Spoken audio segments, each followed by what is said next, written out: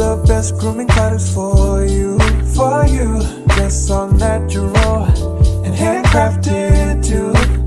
We wanna help be your swagger, your style, class, and luxury. We make our products tailor-made for you with high quality.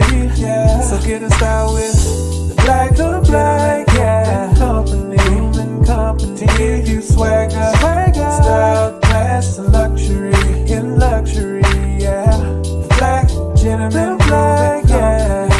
Company. To give you swagger, style, class, and luxury. In luxury, yeah. Located at www.theblackgent.com.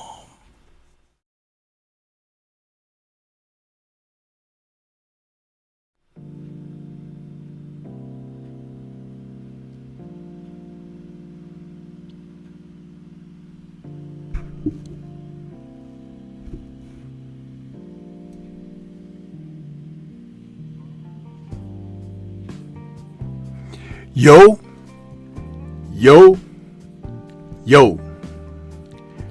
What's good? It's Stormybman, and I am back.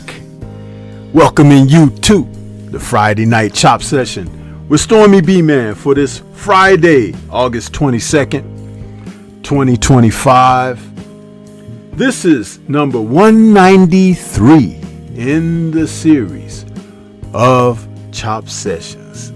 For those of you who have been around for a while, you may have recognized the throwback intro that I just played. Now, I would like to see a show of hands, because I don't think there's anybody that's in the chat this evening that's been here since then. Anybody been here since then? That original opening. And that's not even my first opening, but I think that was my second. But I decided to play that one because I felt like watching the grace of Muhammad Ali. Yeah! Stormy used to feature Muhammad Ali just like he features Deontay Wilder. But I'll tell you something. It is nice to go into the archives and be able to pull something out, you see, because I've been around for a little while, you guys. Stormy is not new at this, huh? He's not new at it. And you see, it's a build-up before the show. A little bit of jazz, huh? The beautiful Chicago nighttime skyline. Yeah. Advertisement from brothers in the community. And to bring it all in with some highlights of why we love the sport of boxing. Yeah. We're calling this one This Week in Boxing. Yeah. August 22nd. That's today's date. Welcome, everybody. I hope you've had a productive and prosperous week as we come into a week where boxing is still there, but it's kind of for the new lads, for lack of a better term, coming up to do their thing. And so we won't focus too much on them, but we will focus on the week of August 22nd, because we've got news and views that have come down the pipeline, something that has really turned the soil a little bit, kind of risen the dead, huh? And a lot of it is not popular, people. A lot of it is not popular. We have some old standbys from the sport who have impacted what was supposed to be on the horizon. The likes of Don King, huh? Popping back in, even though he's damn near 100 years old himself. But he's still pumping the brakes, huh? On affairs which he can't be involved in. It is his MO. It's what he's done for a long time. And so we're going to talk about that and a little bit more as we get into this evening's chop session. First, we're going to start off with a little bit of a roll call to see who we got in the building, because looks like we got a few family out there. But I bet anybody that saw that intro, that if you've been around this channel for a while, you probably is like, what the what? Stormy going back. That's right. Digging in the crates, as they say. Shareable is in the building saying salute Stormy and salute chat. Brother Rod Neal, what's good with you saying, yo, Universal Truth back with us saying salute Sensei. Joseph Townsend, the pimpin', in the building saying salute Stormy. Coach Hudson is in the building saying we in here. Yeah. Salute to the Sensei, Tay Tay, the real queen of MMA and combat talk. Back with us saying good evening Sifu and the chat. Right back at you, sister. Mr. Shelton is out there saying, rah, get down. Yes, sir. Bean pie, my brother. Yeah. Who else we got out here? Let's see. Couple people speaking to one another.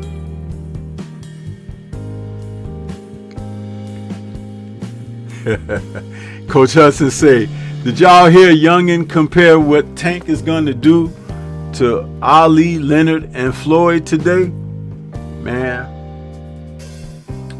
the delusion is beyond control, huh? Chilltown Majors is in the building saying Stormy salute. Will Sinclair's out there saying salute Stormy and the mighty LDBC family. Right back at you, brother. Let's see who else we got out there. Eric Jordan, my man, is out there saying Stormy B-Man salute Sensei. Salute to you. And some of you guys are like carrying on between one another, which is cool. It's good to see family greeting everybody.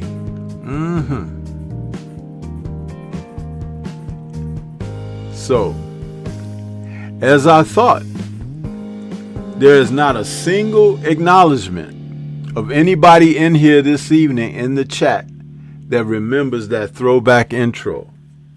So y'all are youngins, huh? Y'all are cutting the teeth, huh? Still got milk around the mouth, huh? Wet behind the ears. You ain't been out there since Stormy did that intro years ago? We're talking at least 5, maybe 6 years ago. That intro is. My original intro doesn't look anything like that. And has probably got the funkiest beat out of all of them. But I retired it. Yeah. So it just goes to show, you know, the creativity has always been there, huh? And Stormy put his intros together by himself. Believe it or not, no help. That's why they look rough around the edges. But that's what makes it my own, right? Yeah. That's what you got to do sometimes to make something your own. Yeah. So we here, man. We are here. And I know the news that's on everybody's lips is the fact that Tank Davis, his camp has announced that he will be facing Jake Paul come this November.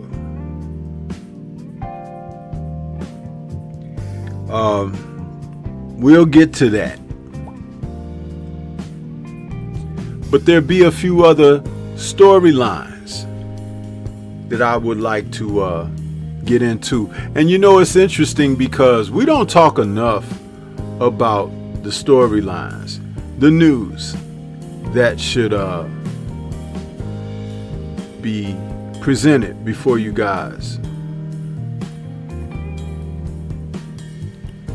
One of the stories that came down just today, because there has been an announcement that Virgil Ortiz is going to take on Erickson Lubin. And these two are going to get it on because guess what, people?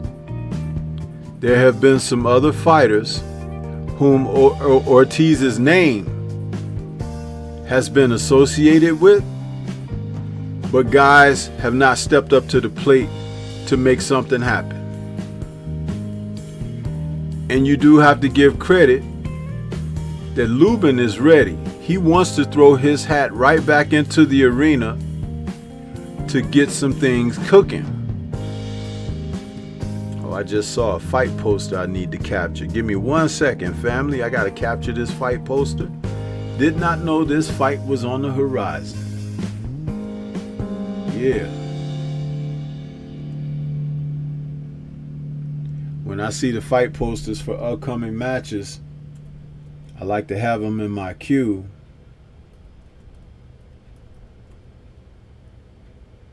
So when I talk about them, I can present them. And this is a doozy.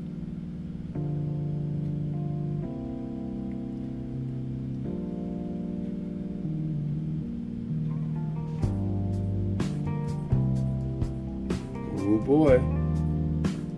We'll get a chance to talk about this one before it's done.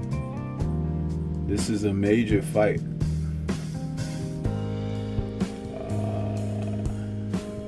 And it's coming up next month.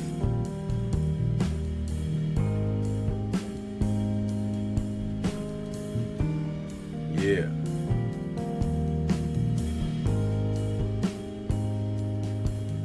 I love when they put these posters up for me so I can grab them.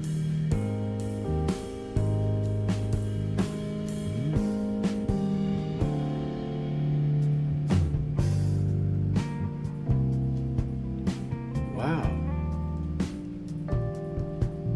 ProBox TV has a fight coming up on Friday, September 5th. And it'll be broadcast at 12 a.m. Eastern Time, which is 11 a.m. Central, 9 a.m. Pacific. Wow. Can you guys believe that? They are really, oh man.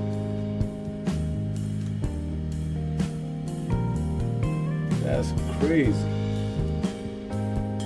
Let's see, 9.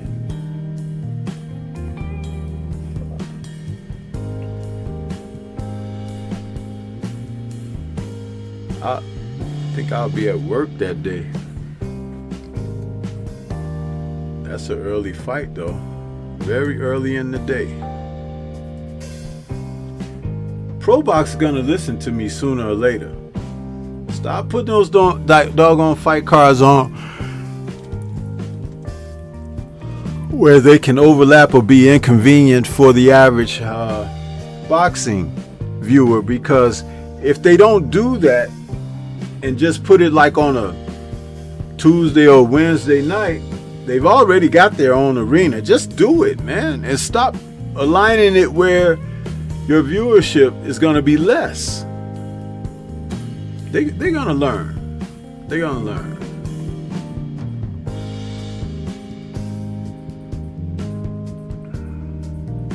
But getting back to this article about Virgil Ortiz and Erickson Lubin. And this was published from Boxing Scene, Lance Pugmire. Earlier today it says, Virgil Ortiz would like to be fighting for a title, but in building this reputation as boxing's most avoided fighter, the 27-year-old Texan sees nothing wrong with moving on from the reluctant title holders and fighting his third consecutive top 5 ranked opponent in the sport's deepest division. It's kind of amusing in a way, he says, where Ortiz, who's now 23-0 with 21 KOs, he told Boxing Scene hours after his November 8th bout against IBF #1 contender Erickson Lubin, who's 27-2 with 19 KOs, was formally announced to occur at Dickies Arena in Fort Worth, Texas, on DAZN. People are trying to continue this narrative that I'm ducking, but when we send the contracts, they aren't getting signed. So we continue to look for opposition that is credible. We really just want the best fights. That's what I'm all about. And that's what we'll continue to do, whether people want to fight or not. Ortiz most recently went into negotiating circles with new WBO champion Xander Zayas, who's 22 years of age, out of Puerto Rico, who failed to produce or formally respond to a contract offer after Ortiz's promoter Oscar De La Hoya proposed a DAZN pay-per-view fight in Las Vegas. That followed failed talks with former unified welterweight champion Jaron Boots Ennis, who moved up to the stacked junior middleweight division and then selected a nondescript opponent in Uisama Lima for October 11th. Before that, an effort to stage an IBF title fight with champion Bakram Murtazaliev was undone by Ortiz's reluctance to accept the IBF stipulation for a next day weigh-in clause with a 10-pound rehydration limit. Now, I'm going to tell you something about that. If you want to be undisputed, the IBF, you still have to fight for that title and adhere to what their rules are once you fight for their title. However, if that be the only reason that he didn't want to fight Murtazaliev, then that should say something more about Virgil than it does Bakram. Because Bakram is fighting with that title. He is the one, the title is in his possession. So again, here it is. You know, it's all about which side you're sitting on. If you're in Bakram's seat, you're like, come do it. Let's fight for this belt. If you're in Ortiz's seat, you're looking at it like, hey man, I don't want to put no stipulations on rehydrating. But it still has to be within the respect of the sport. And there are some things that still need to be acknowledged, man. They just do. These guys need to stop, messing around. Get your butts in there and fight, man. Stop all this foolishness. You don't want to do this. You don't want to do that. It just tells me more about guys who don't want to follow rules. That's what that tells me. I don't know if you guys see that, but hey,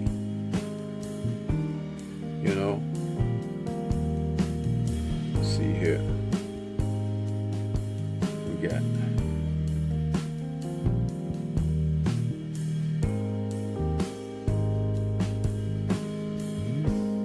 I tell you.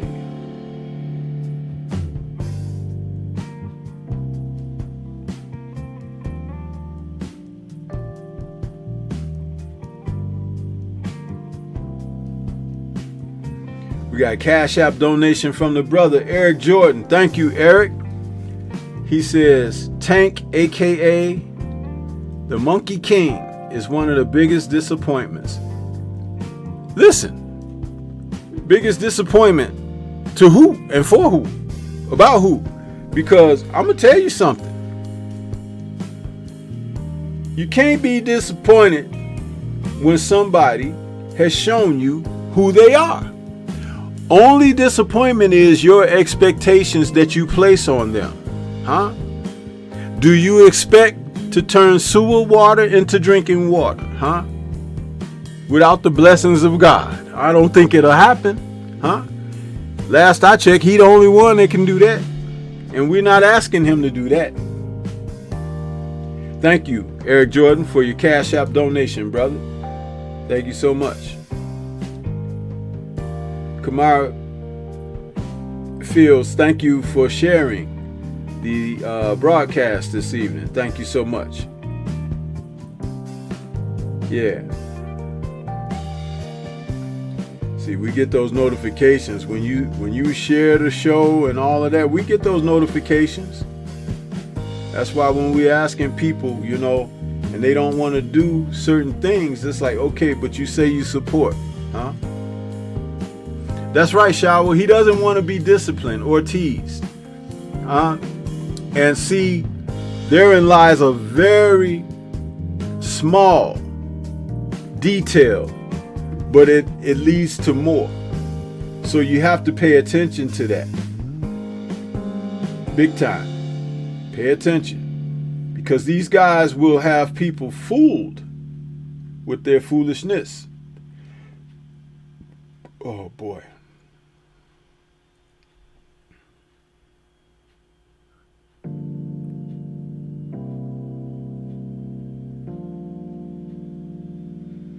Eric says there's one more Cash App. I only have one showing up, Eric. Maybe it hasn't come through yet or something.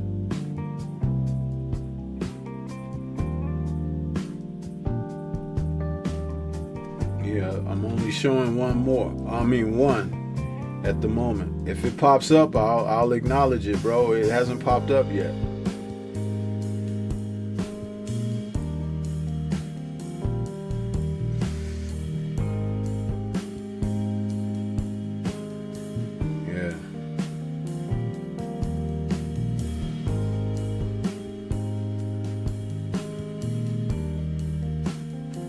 That's the only one I have right now. Sometimes my Cash App be acting kind of goofy, man. It's like it doesn't update right away, and sometimes it'll say I have a message and it's something that I read already.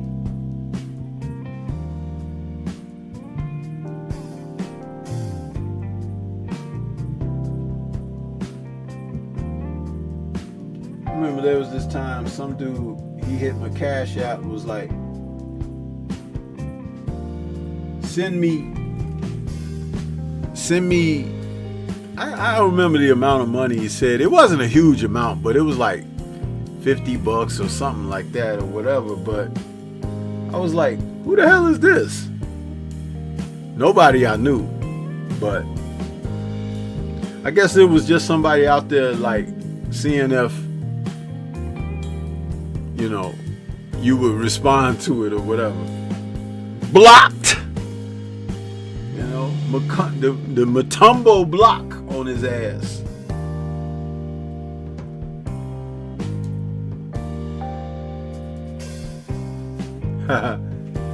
EJ said, my bad, Sensei. I sent it to the wrong person. Yeah, man, you might want to be careful doing that too, huh?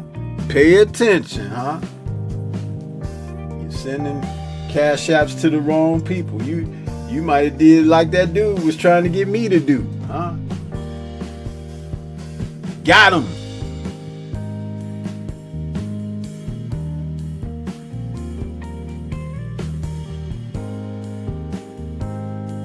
Anyway, back to Virgil Ortiz and the article that's talking about he and Erickson Lubin.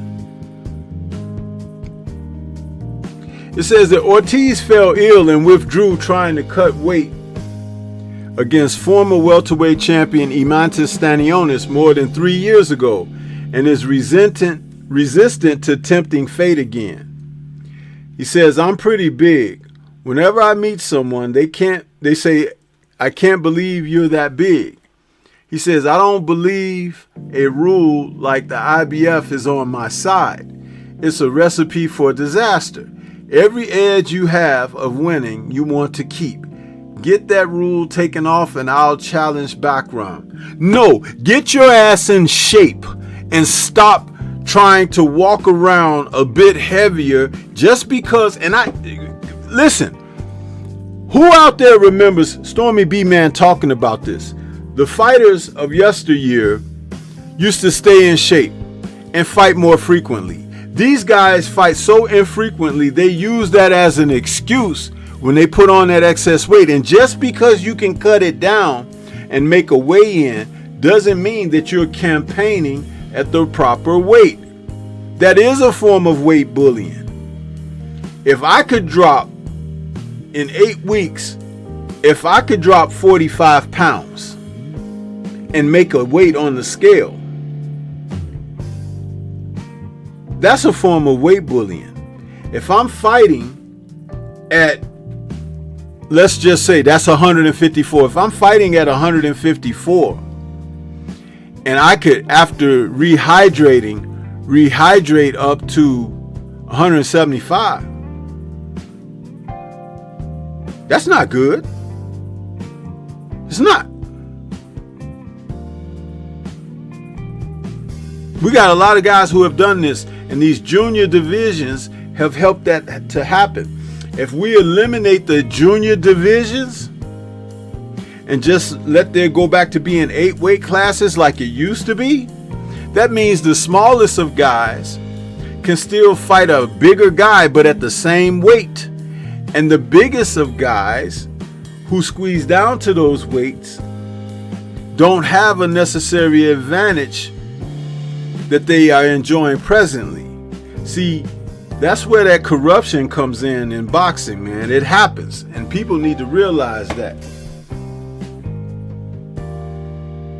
Let's see here. EJ is back with the Cash App. Let's see here.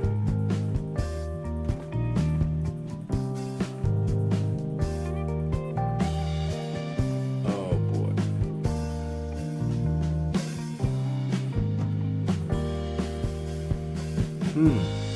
See, again, there's my stupid this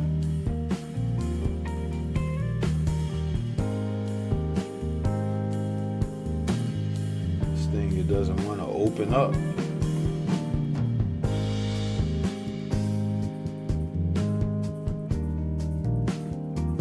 There it goes.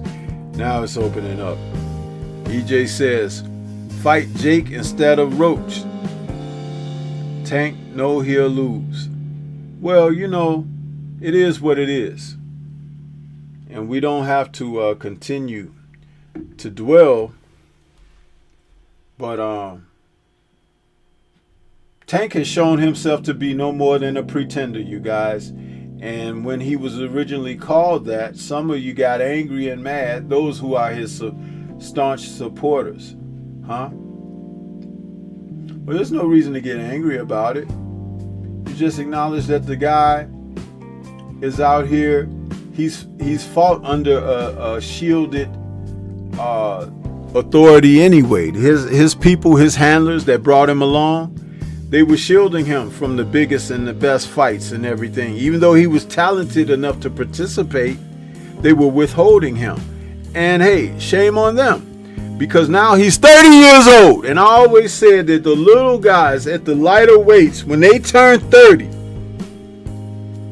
they're in their silver years. Silver. Guys that are in those lightweight divisions, going from 135 on back. When you turn 30, that's it, man. When you're 24, 25, that's like a prime for you guys. You know? And 33, like I think Monster Inoue is 33 now. You guys are going to see some signs of slippage with him. Watch. I'm telling you. It's different for the little guys. Very much different. We got a couple more people that came into the building. Let's acknowledge who we got here. Kamara, the Stepping Razor, what's going on with you? I see you out there.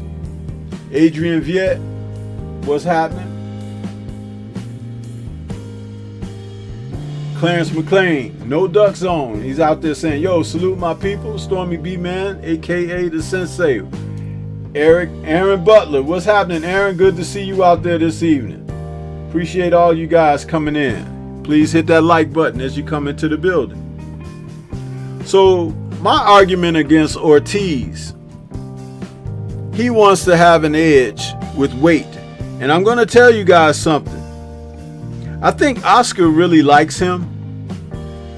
So Oscar is probably advising him behind the scenes to kind of follow a formula that Oscar followed for so many years. You know, Oscar started out at junior lightweight as a pro, when he should have been at least a lightweight, if not a junior welterweight. And he milked that for years.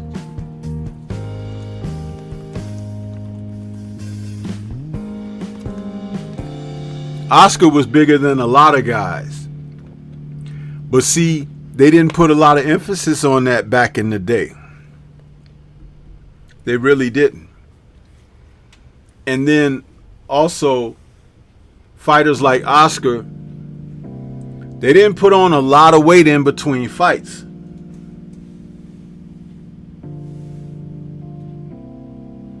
They held their discipline. If Virgil wants to brag and boast about how big he is, that's just letting you know.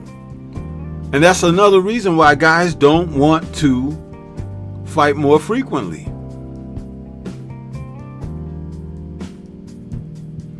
It's one of the reasons I gave Raymond Ford, who just fought recently against Abraham Nova. When he fought Nick Ball, he said that he was having difficulty making the weight. So he was going to move up from that weight class, featherweight to super featherweight. So though he moved up to junior lightweight, when he was going into his fight with Nova, that fight week, he was being interviewed and he was like, yeah, all I got to do is make this weight on Thursday or Friday, I'm sorry. And he said, then we got a fight and it's on. He was talking as if he was struggling to make the weight already. But you just moved up to the division. But you also hadn't fought in a moon or two. So it's like, come on, man. You can't have it both ways. You moved up because you felt like you were outgrowing the division. But the division that you moved up to, you having trouble making the weight there too? You see what I'm saying? This is the problem here with some of these fighters. Lack of discipline. Lack of discipline. No more, no less.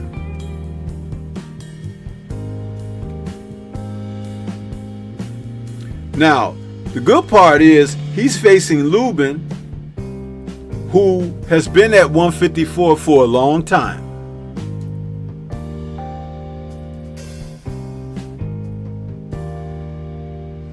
And Lubin will be ready, I guarantee you.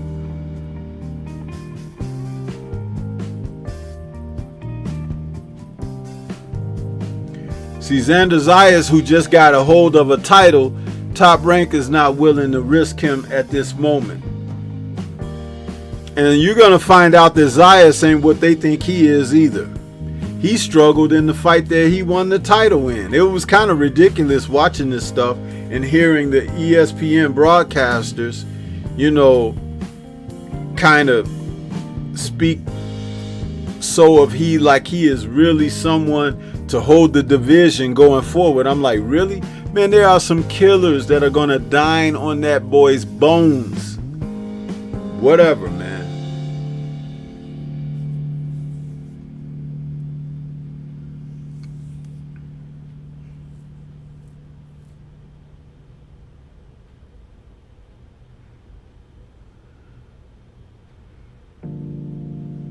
They're saying that Oscar De La Hoya offered Lubin more than double that was on the table for IBF mandatory challenger Lubin to face Murtazaliev. So he decided to fight Ortiz. Lubin, who is 29, is a product of ProBox TV presently, and its owner, Gary Jonas, who maintains a philosophy of embracing fighters who won't shy from 50-50 bouts, or even more adverse than that. A former 154 pounds challenger whose lone losses are to former undisputed champion Jermell Charlo and current WBC champion Sebastian Fundora, Lubin offers the nickname Hammer, a southpaw stance and power punching assets following victories over Premier Boxing Champions, elite 154 pounds challenger Jesus Ramos, and IBF eliminator Adriel Holmes. Ortiz says, I have immense respect for Lubin. He's always taken the hard fights. Jamel Charlo when he was young, Fundora, other guys too. We know he's a game fighter. We know he's going to be ready for this one. He's seasoned, experienced, a slick fighter, southpaw. Go in there and do what I do. When I have adjustments that I need to make, I'll make them. I just have the will to win. I have a very good team behind me, supportive from everywhere. Does that mean that judges too? You got judges in your pocket too there? That's why y'all fighting in Texas? We'll see.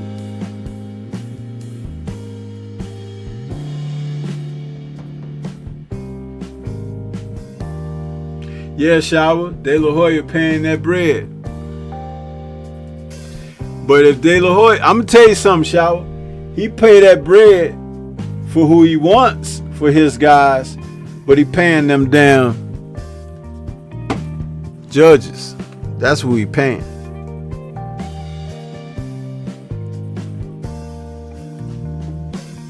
If you don't think Golden Boy,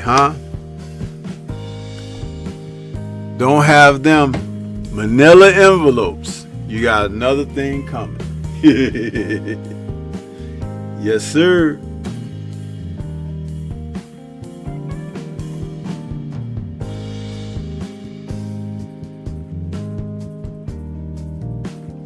Yeah. You know, and you know what? That's why Shab says, I smell what you're cooking. And Sensei, listen, that's why the pots I cook in have glass lids, Yeah! You can see the contents, as they're steaming and bubbling right under the surface. Yeah.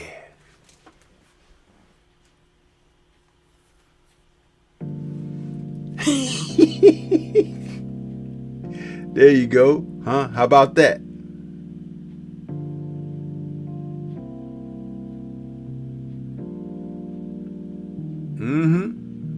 Glass lids,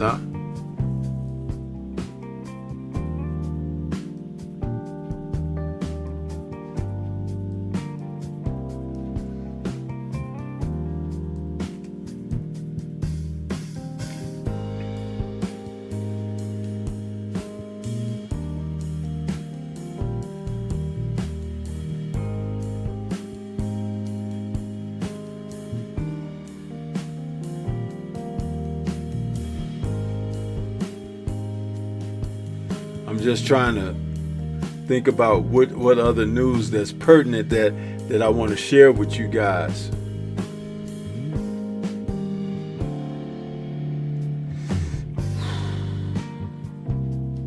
Because there's a lot.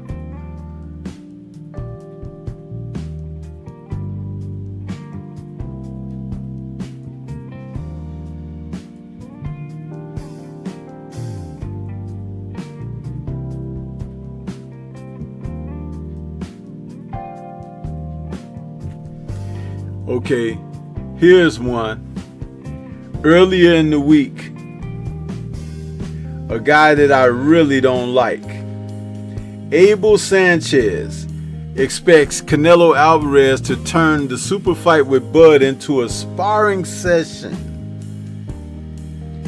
And he says that he knows weight classes are there for a reason and maintains, unfortunately for Terrence Crawford, he'll find out the hard way, After poking and prodding Canelo Alvarez for months, Crawford, who is 41-0 with 31 KOs, got what he was looking for, a matchup with the Mexican star September 13th at Allegiant Stadium in Las Vegas.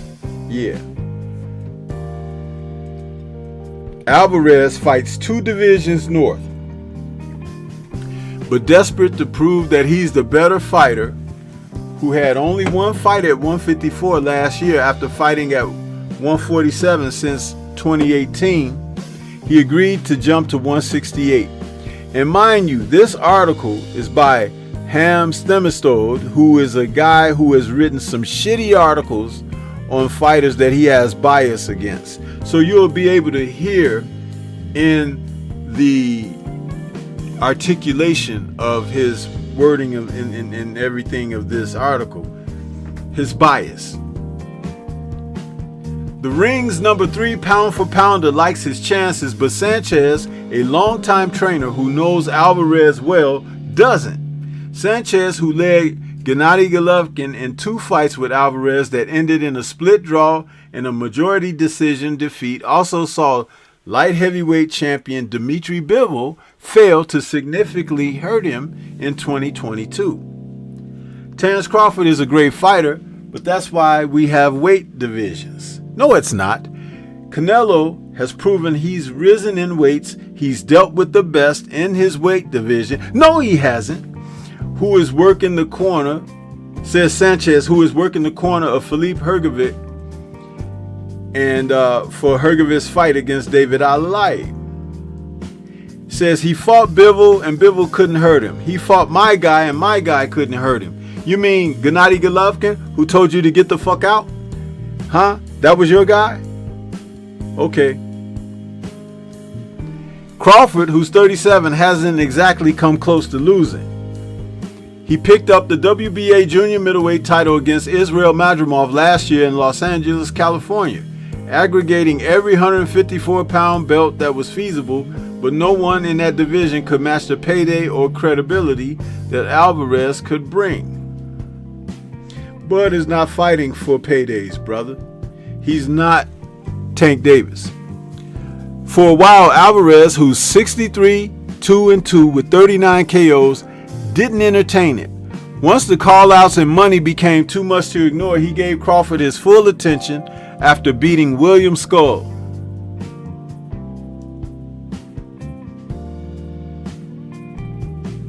Alvarez did just enough to overcome Skull, who refused to stand still. Listen to that.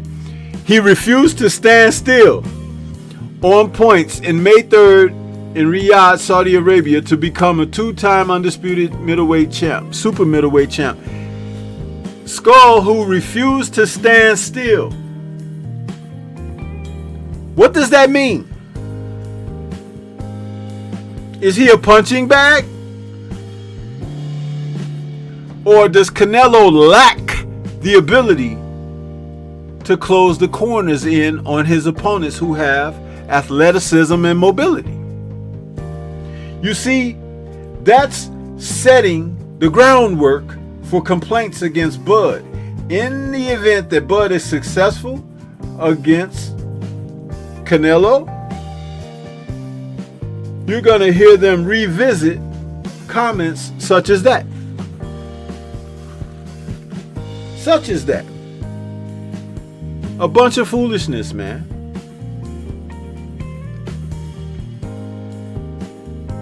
The article goes on. Alvarez didn't look great against Skull, but Sanchez has seen enough to be confident in his assessment. He's a horrible trainer and a horrible individual as well. Not too long ago, Crawford was a junior welterweight at 140. Alvarez turned pro at that weight in 2005. If he had taken 3 or 4 years like Canelo did and built up not only his strength but his bulk in a correct way, he would have had a better chance. To do it in the 14 to 15 months he's done it in is going to be tough. Crawford is going to be a lot slower because of the weight also. Once Canelo gets his timing down, I think it'll be a sparring session for Canelo, as it is in most of his last 4 or 5 fights. After the 5th or 6th round, it seems like a sparring session. He doing whatever he wants. First of all, you guys, when is the last time that Canelo had a knockout?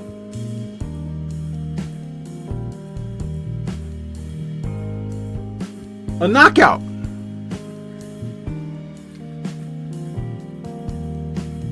John Ryder took him the distance. Caleb was doing okay until he messed up. So it might have been Caleb, right? But Berlanga went the distance. Jaime went the distance. Are those better fighters than Bud Crawford? I'm just asking for a friend. School, is he better than Bud Crawford?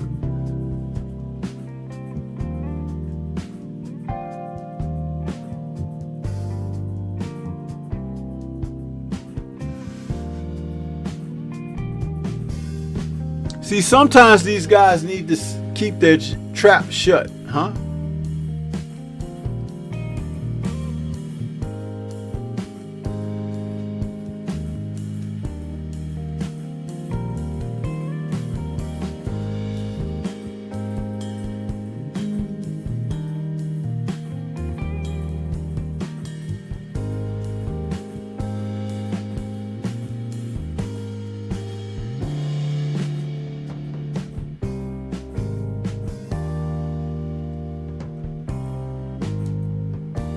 Is also, I'm gonna leave that Abel Sanchez garbage right where it belongs, in the trash heap.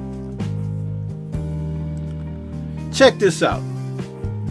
It's been announced that the broadcast team for Canelo and Crawford has been set. John Anik will do the play-by-play. Max Kellerman and Andre Ward are going to be the fight analysts. That'll be interesting.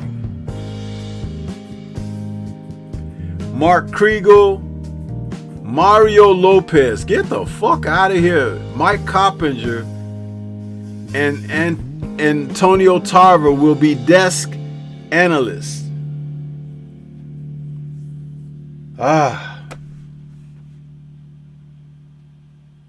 Horrible. Horrible.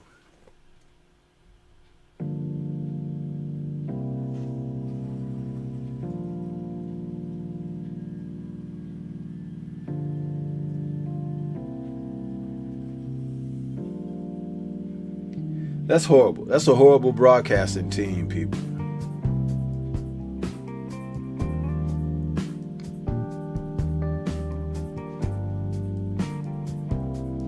And of course, they've already announced the judges. Max DeLuca, Steve Weisfeld, and dun dun dun, Tim Cheatham. Drew Titan, my brother, you come in just in time. Tim Cheatham is going to be a judge for Crawford and Canelo.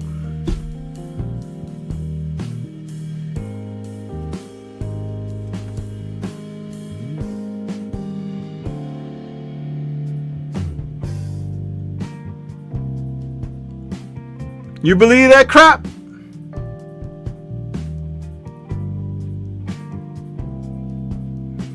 That's right. Steve Weisfeld and Tim Cheatham already have their scorecards made out for Canelo. They're already made out. And the fight is still 2,000 years away.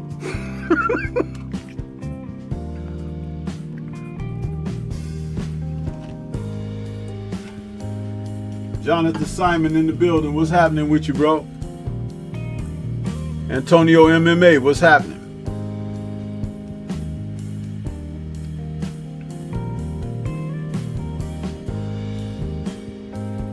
This is just, garbage, man. Straight poo-poo.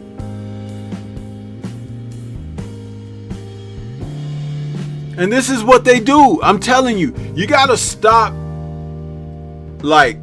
just accepting stuff. Complain about it, man.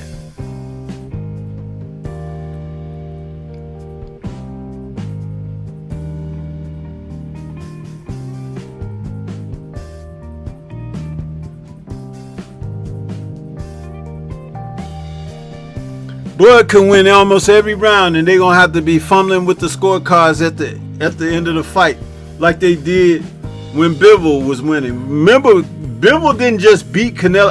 In the ring he did, But the judges' scorecards did not reflect that at all. When Floyd beat Canelo, Floyd won damn near every single round. And one judge had it a draw.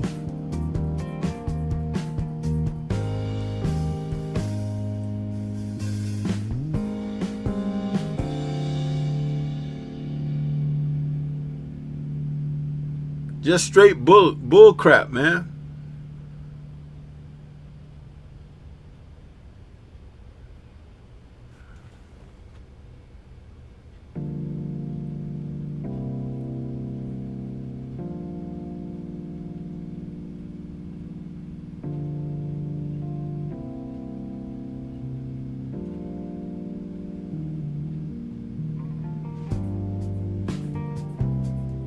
Now, I'm going to read a little bit of this article to you, because this is important. It says, this is how judges assigned by the Nevada State Athletic Commission score fights with Canelo and Crawford.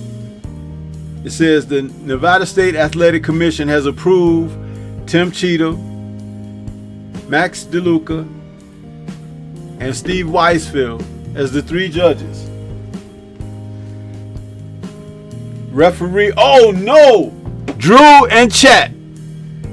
The referee will be Thomas Taylor. I freaking hate that dude.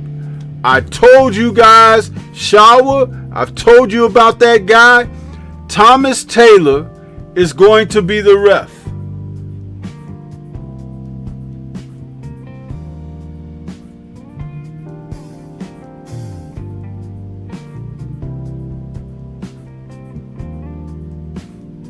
I'm pausing here because I'm trying to get my thoughts together. Bud got to knock this dude out.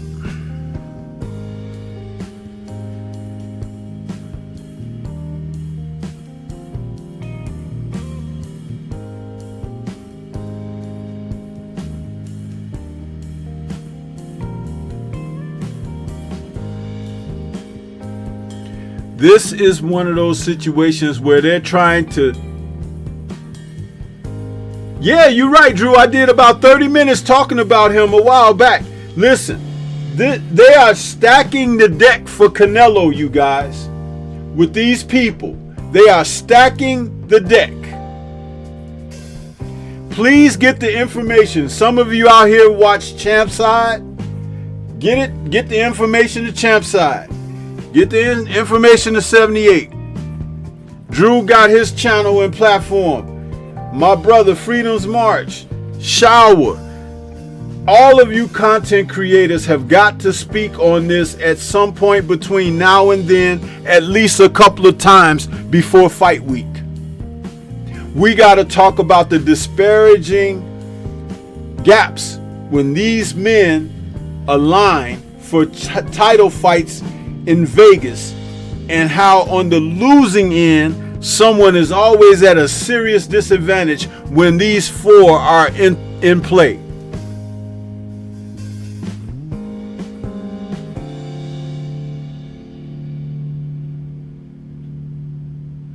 You see, this is why I was doing this. Yeah, Shower, I'll send it to you. This is why I was doing this, because you know, fight news, covering the week. I'm not talking about specific fights tonight, but this is the kind of thing, news you can freaking use. Who else is talking about this? Seriously.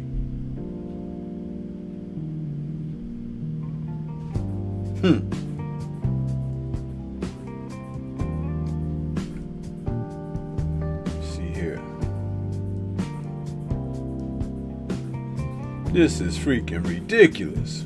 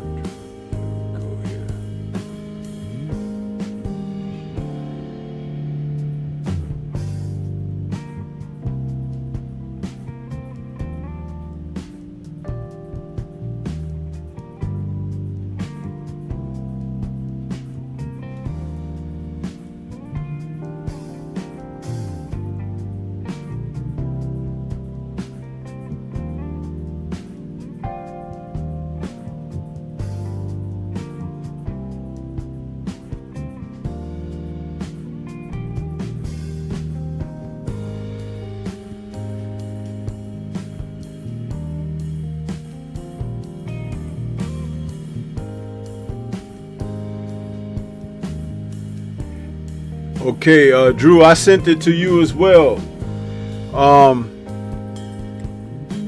That article. Yeah. Check this out. It says Weisfeld has judged 8 of Alvarez's past 9 fights in Vegas and 5 consecutive dating to his rematch with Gennady Golovkin September 2018 at T-Mobile Arena. Most notably, recently, Weisfeld scored Mexico's Alvarez a 115-113 razor-thin loser to Dmitry Bivol in May of 2022, and a 115-113 winner over Golovkin in their 3rd fight in September of 2022, both at T-Mobile. Crawford is also very familiar with Weisfeld's work. He has scored 7 of the 4 division champions fights since February 2016. He had Crawford ahead by only 1 point, 86-85, when he stopped Sean Porter in the 10th round of their November 2021 bout at T-Mobile. He later had Crawford in front of Errol Spence 79-70 before he won by a 9th round technical KO in 2023 at T-Mobile, and also credited Crawford with 115-113 victory versus Israel Madrimov last August 3rd at BMO Stadium in Los Angeles. Cheatham has worked 3 of Alvarez's bouts, 2 in Las Vegas and another in Arlington, Texas. He had him 117-110 over Jaime Munguia and 115-113 loser to Bivol, and had him in front 77-75 against Billy Joe Sanders, who suffered a fractured eye socket in the 8th round of their 2021 fight. DeLuca has been assigned to 3 of Alvarez's fights. He scored 118-109 over Edgar Berlanga, 118-109 against Jermell Charlo, and he had against Billy Joe Saunders 78-74 when that fight ended. Now, you see, these 3 guys have been on all of Canelo's fights, at least 3 or more, right? It says Cheatham and DeLuca have scored 2 of Crawford's fights apiece. Cheatham had Crawford way ahead of Spence 79-70. DeLuca had Crawford in front of Porter more comfortably than Weisfeld at 87-84 before the 10th round began. Taylor has officiated only 1 Alvarez fight, his points win against Munguia. Crawford, who's 41-0 with 31 KOs, has moved up 2 weight classes to challenge Alvarez, who's 63-2 with 2 draws, 39 KOs.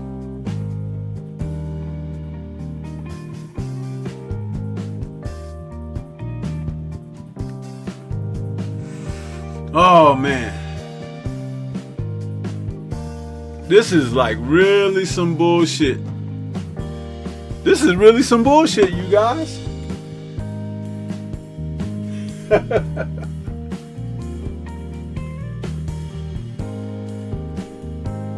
Oh man, you gotta be on point, man. You gotta have your head on right, man.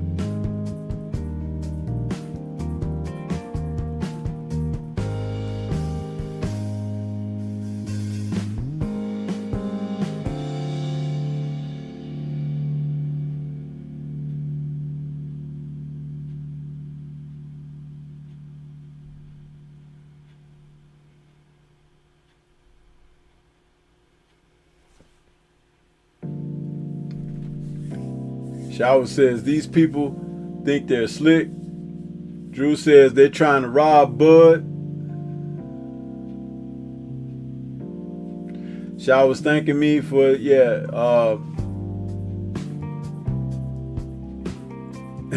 Kamara says, oh damn, that guy is corrupt. Yeah, listen, man, this is why, again, do you notice, guys, like, what we try to do here is present factual information to you, things that don't get spoken of, and then when you wonder how something goes south, and you be like, man, how the hell that happened? We try to put you up on game. We try our best. And again, like, some people might think, oh, that old guy Stormy, he's boring. I don't want to see. He's not, he's not battling nobody. He's not beefing with nobody. I'm talking about boxing. How many watched my premiere today about Tierra Brown this morning? She's getting ready to have her first title defense since kicking Sky Nicholson's ass in her backyard of Australia. Who's talking about Tierra Brown? Former police officer from Houston. She's out there getting it done. Getting it done.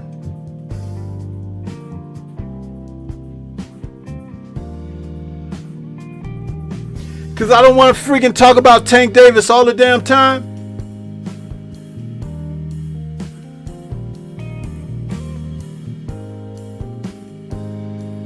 Man.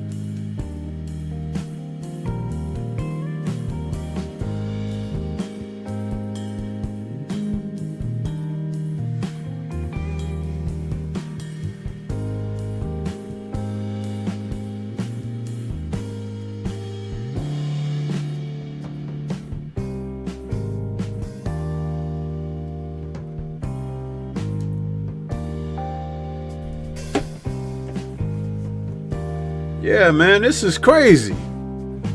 But it's the kind of stuff that you need to know about. Tell me I'm lying. I'm putting it out there so you'll have. Kamara says he's always calling unnecessary breaks, long ass speeches in between to give guys, certain fighters, breathers. I'm not feeling this guy at all. Yeah, again, you are spot on, Kamara, with what he's doing. That is definitely the thing. And I'm glad you noticed that whole thing about talking to people. Hey, listen, hold on, wait. He don't call time. He say, wait. Listen, I'm not going to keep telling you. I'm going to warn you this last time, and just knock it off and don't do this. Brush your teeth, Go to bed early, Set your alarm clock. What the fuck, man? Let them fight. Shit. So you're right. I see the same damn thing, man. I ain't lying. He does that. One fighter get too close to the fighter he's protecting, and he was like, I'm warning you, listen, let him go. It's like he ain't even got him yet. And the other guy could be holding you, and he's warning you for holding him. That's the kind of shit Thomas Taylor is on.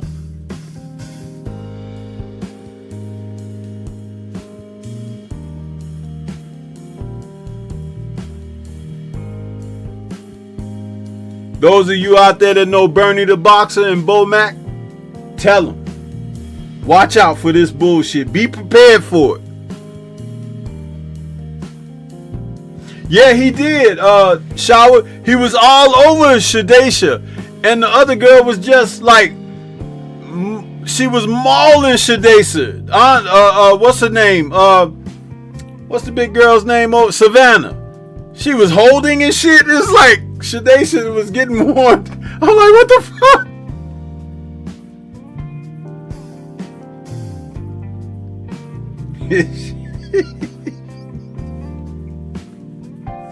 See, it's enough to make you not want to do this. But we got to do it. You see, we represent something here. We represent something.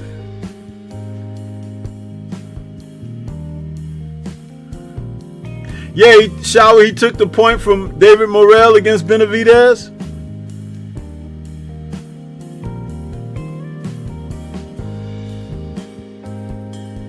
Oh man, you just reminded me. Yes, he did do that to Michael Fox.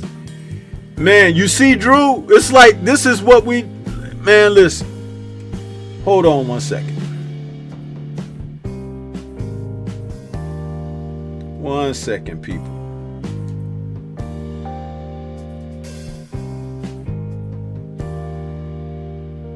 Man.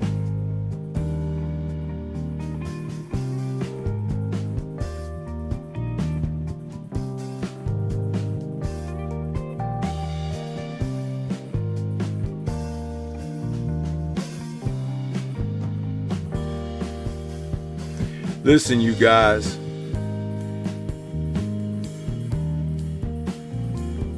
I appreciate the participation in the chat of those who recognize what's happening here.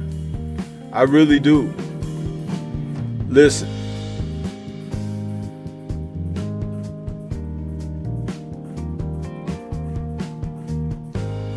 I'm gonna. Yeah, Ravens Nation, what's good? That's exactly who we're referring to. How can you come in and just figure that shit out? Because you know that's his MO, right? Hold on.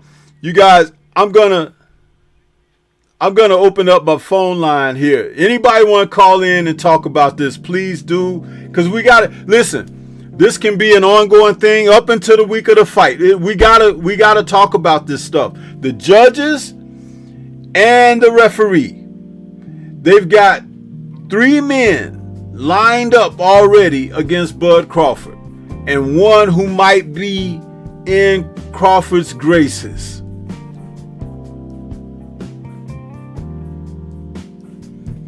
Let's see. Fucking ridiculous, man, that they're doing this shit.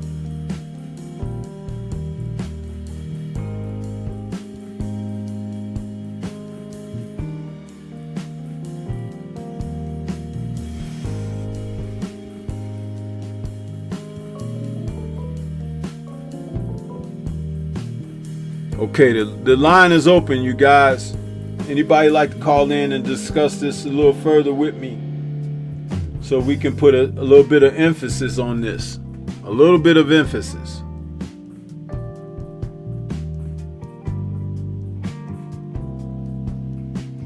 Yeah, Ravens Nation. That's exactly what I'm saying. When you recognize somebody's MO, that list is short.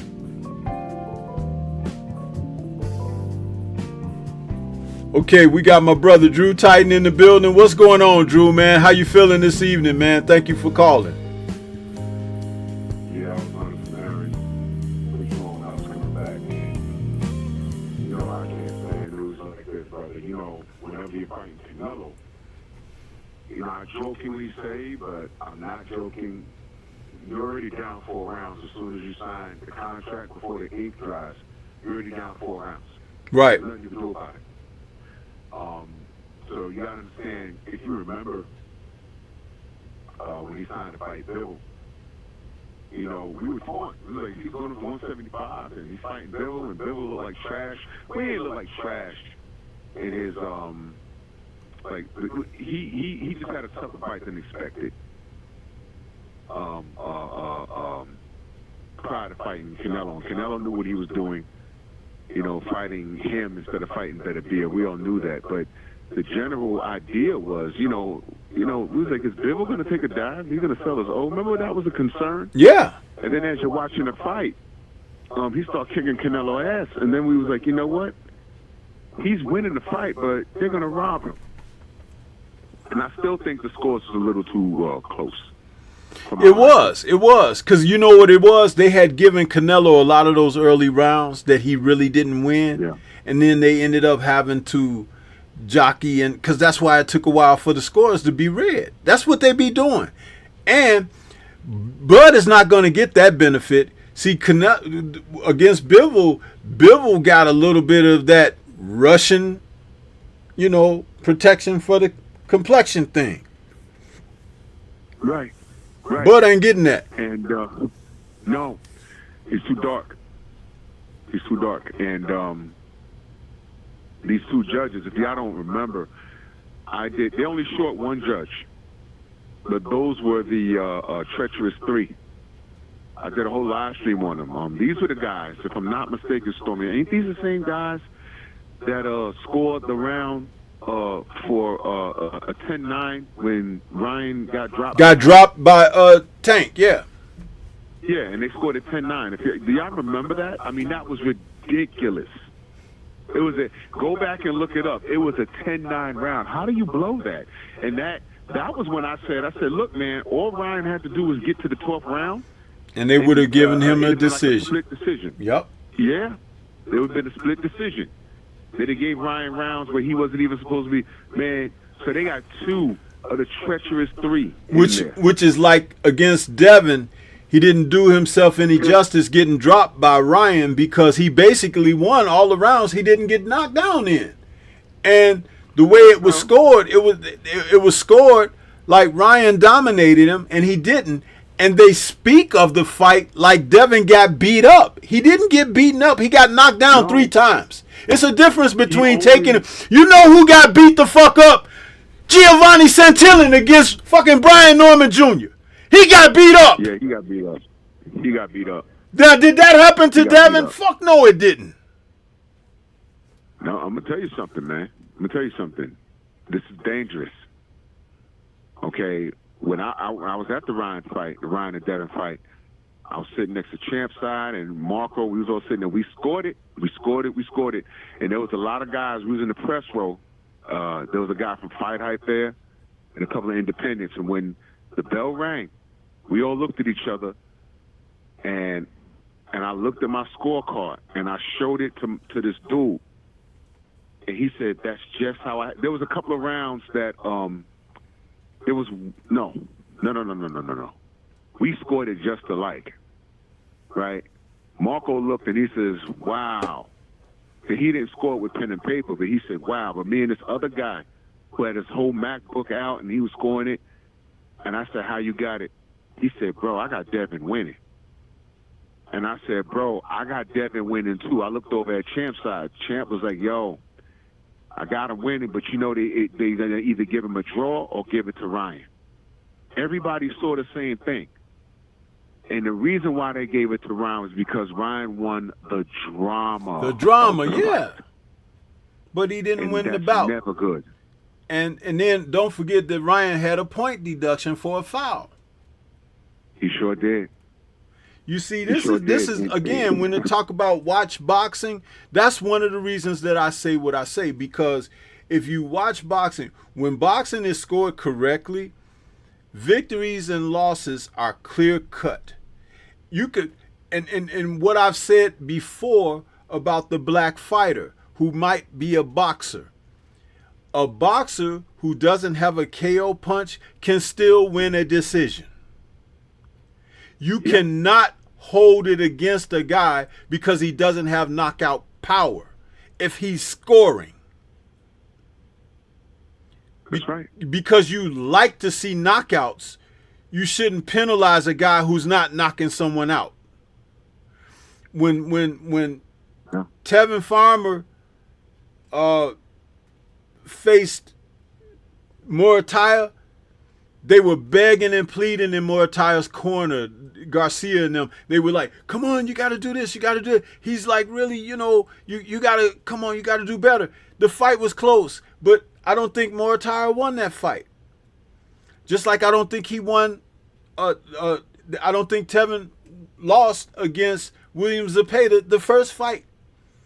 And the second fight was even more interesting because he appeared to have somewhat of a little bit of an injury, but he toughed it out. It's like you cannot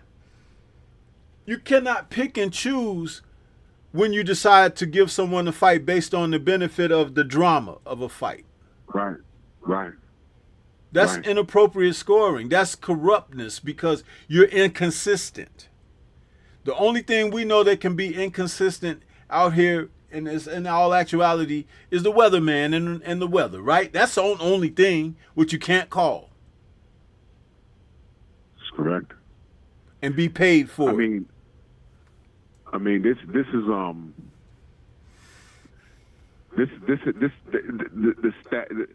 the chips are stacked against Bud, man. And let me just say this, man. We don't have to hide it. We don't have to be ashamed of anything.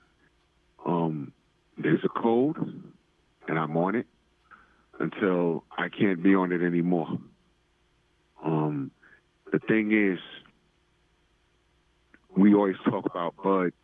Other than his skill set, this fella fights with a chip on his shoulder like he has a negative balance in his bank account.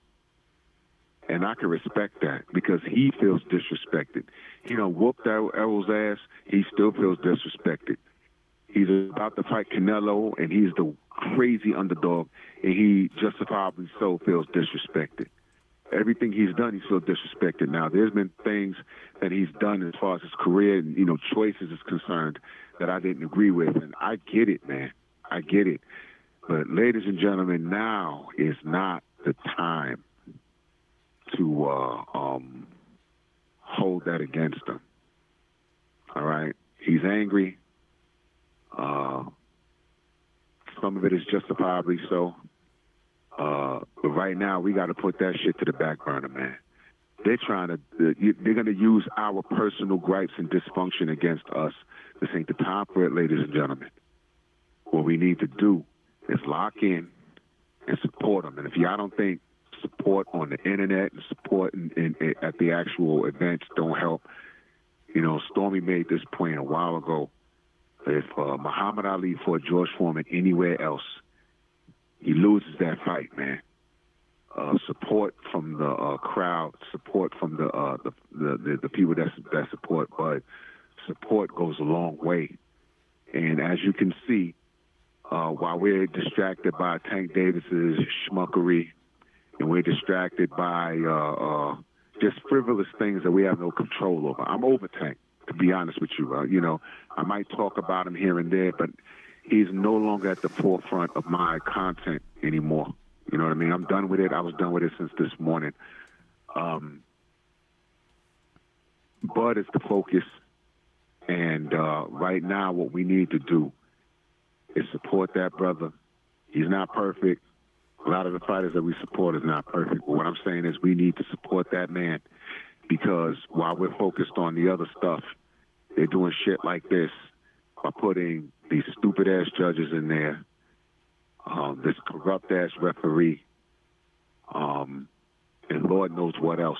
We know about watching the bottles, the bottled water and everything else. We know all about that stuff.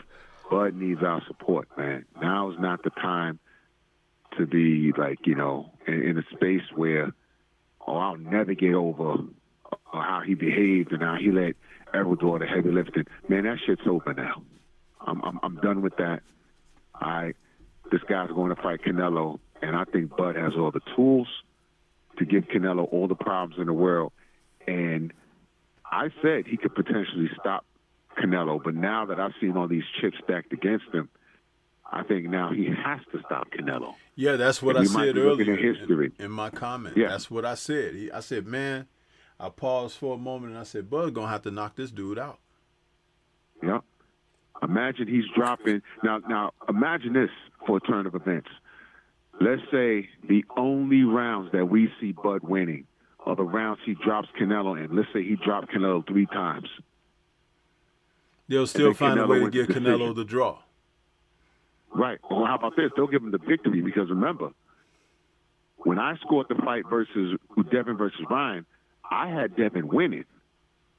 But I said, man, they're going to give him a draw or they're going to give it to Ryan because of the drama. But I said all the rounds that Ryan didn't score knockdown and he lost. Now flip it. Let's say all the only 3 rounds that Bud wins is that when the ones when he dropped Canelo in and hurts him. They'll still give it to Canelo. And people will say, oh, well, he won all those rounds. He won all the other rounds, man. And they'll give him credit for being a warrior getting up off the canvas. That's right. He'll be a warrior. Fury, warrior. Canelo, warrior. They made fun of Devin, and some of you knuckle draggers made fun of Devin. You see, y'all really, man, watch the sport, man. My favorite thing is boxing, man. But when fighters I support do move something shady, I'll call it out, man. But at this point, this is not the time. If you're a black supporter of the sport of boxing, man, this ain't the time to be fair, man. It's okay to root for the guy that looks like you. It's okay, man, because everyone else does it all the time. I didn't know there was this many Ukrainians in my city until I went to the Lomachenko-Rigondeaux fight. I said, oh, snap, look at all these people in here. Look at that. You know, in the sport of boxing, it has a way of history repeating itself. I've been sitting on a little gold mine of history in the sport of boxing, 168. And I'm going to share it with you guys tonight. So this is a Stormybman exclusive for all of you right now. There was a champion who had been in and out of the sport. He's considered a legend of today. His last fight at 154 pounds, he had come in there and he got dropped. And he said, you know, I just realized I don't have it anymore, so I'm going to walk away again. It was Sugar Ray Leonard. He was out of the sport for 3 years. He watched Marvin Hagler face John the Beast Mugabe. Sat out there on a cold Caesar's Palace evening in that parking lot when they used to have the fights in the outdoor parking lot arena.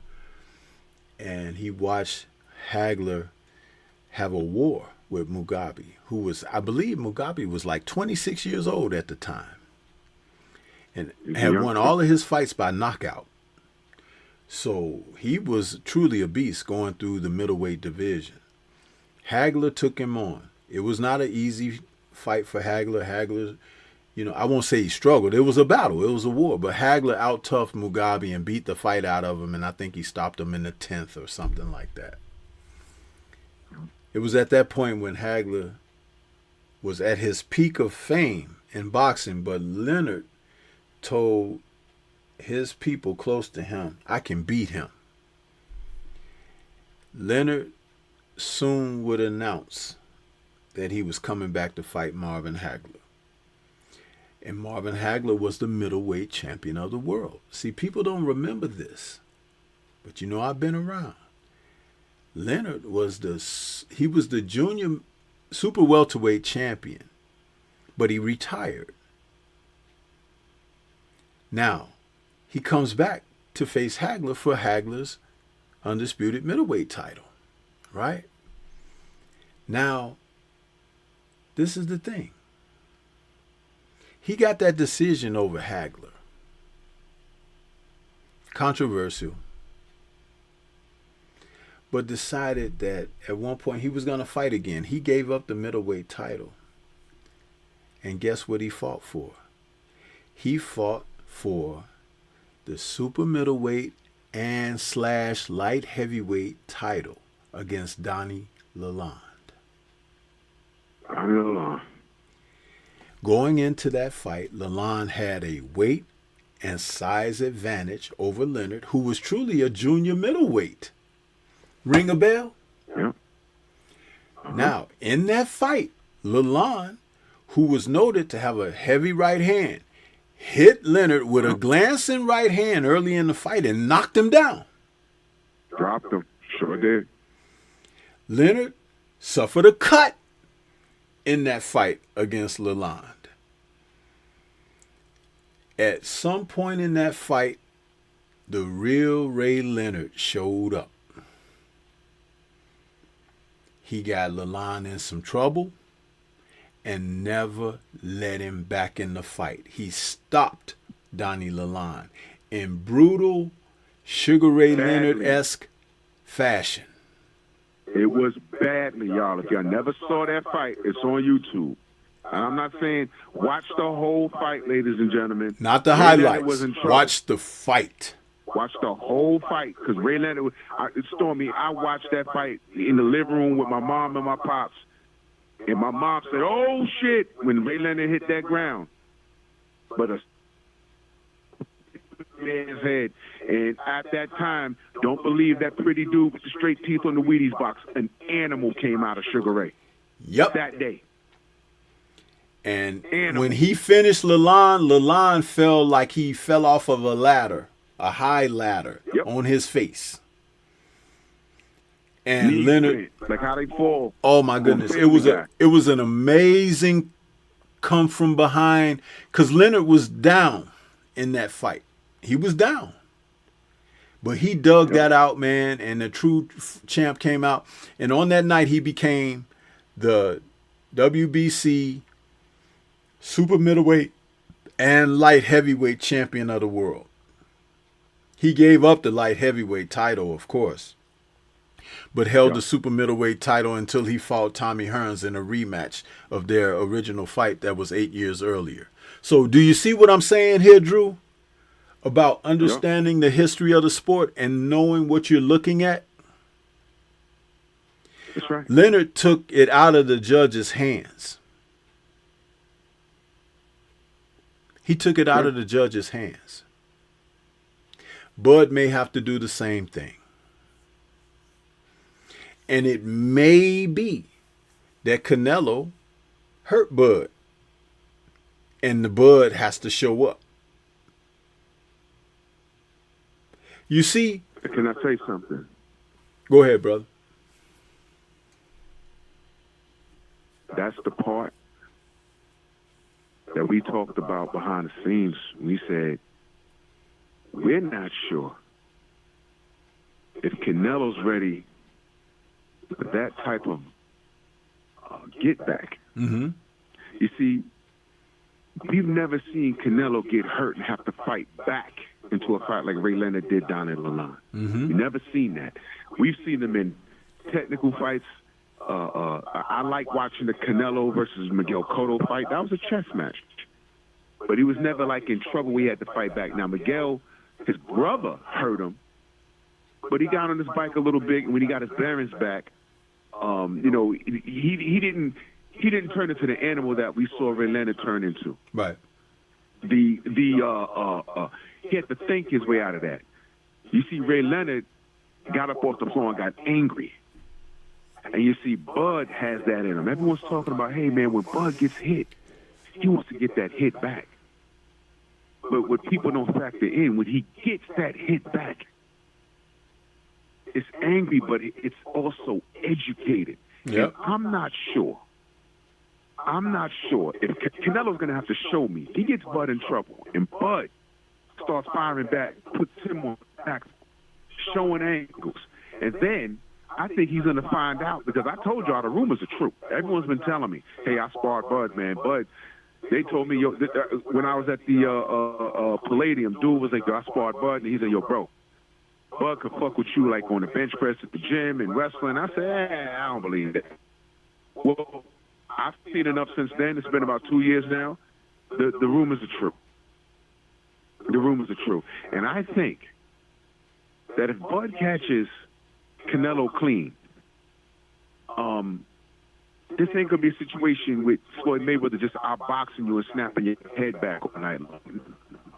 Bud gonna get you, bro. You're gonna realize, hey man, this dude, it hurts when he touches me. That body shot hurt. Wait a minute, I gotta close the distance. He has a inch a longer reach than me. I'm trying to get him on the inside. I can't out wrestle this guy. He's touching me and it hurts. Wait a minute. Oh shit, he's an inch taller than me. Wait a minute, what happened to me being the bigger man? What are you gonna do when Bud puts you in the blender? What are you gonna do when you think you have him and he rebounds and he hurts you? These are all possibilities, and I know people are thinking that this won't happen. But there's a reason why Stormy brought up that Ray Leonard and Donnie Lalonde fight, what people never realize, and I'm talking to the young folk. Donnie Lalonde was a light heavyweight. Technically, Ray Leonard had no business fighting him. And you saw why. Early in the fight, when he got dropped, we was like, oh, shoot. And remember what I said. Leonard was a junior middleweight. Moved up to middleweight to fight Hagler, then retired again. So Bud was a welterweight. Moved up to junior middleweight, fought that one fight against Madrimov, and has had a layoff. Now he's moving up 2 divisions beyond middleweight to super middleweight to fight Canelo, who's been there. It's a lot similar, isn't it?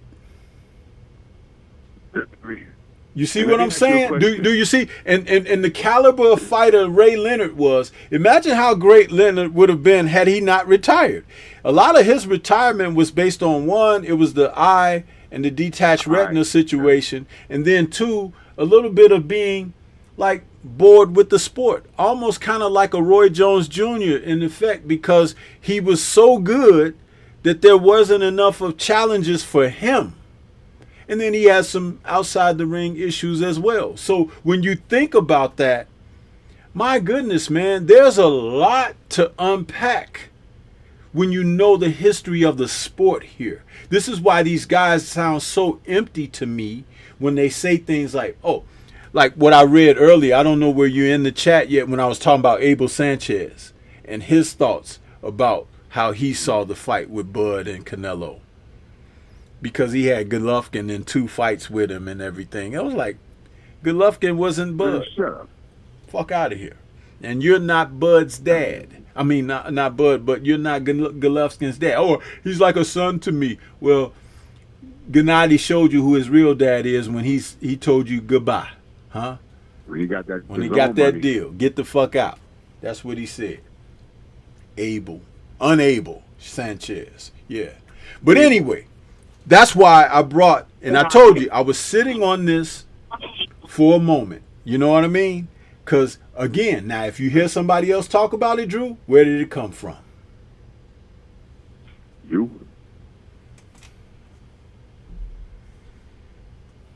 started it all. And let me say this, man. Let me say this. Who's older in dog years? Canelo. Bud? Oh, exactly. Canelo got busted wheels, y'all. And he's a brilliant inside fighter.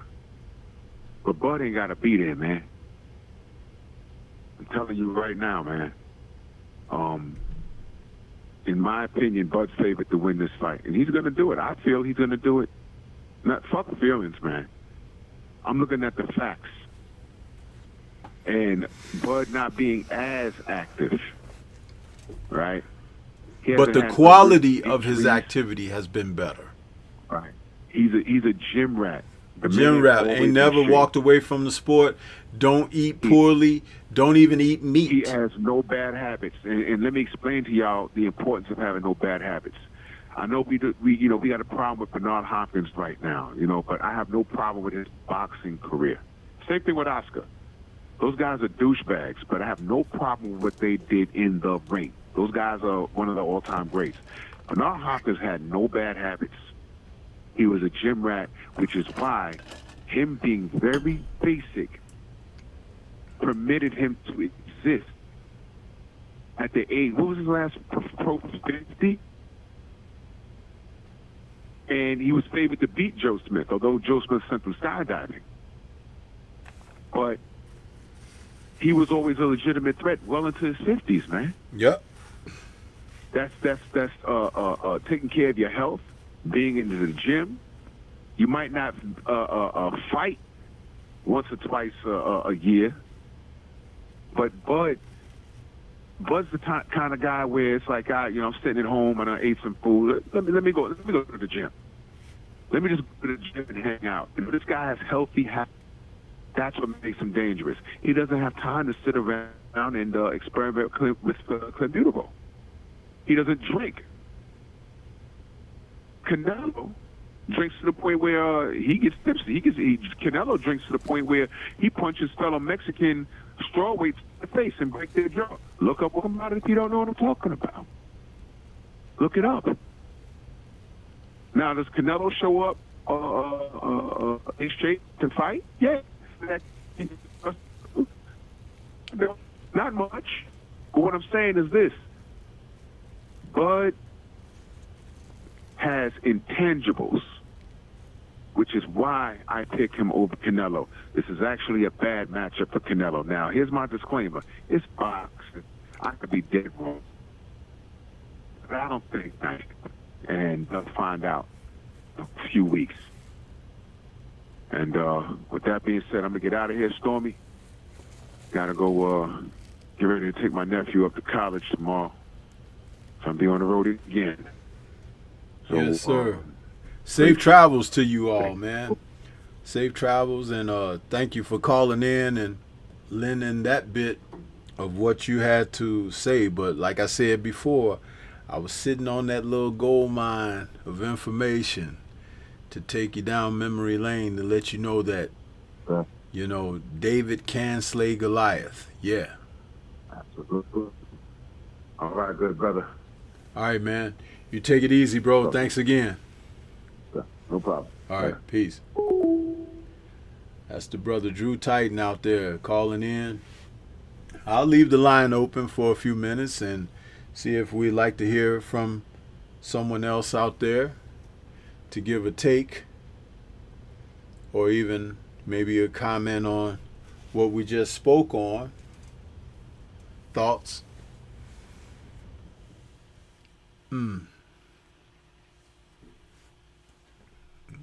You guys.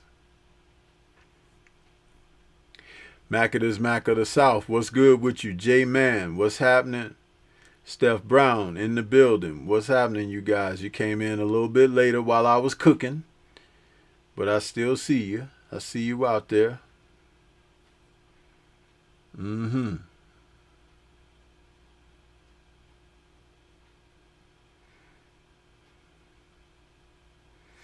Steph says 100% behind Terrence Crawford. He gonna win come September 13th. Yeah.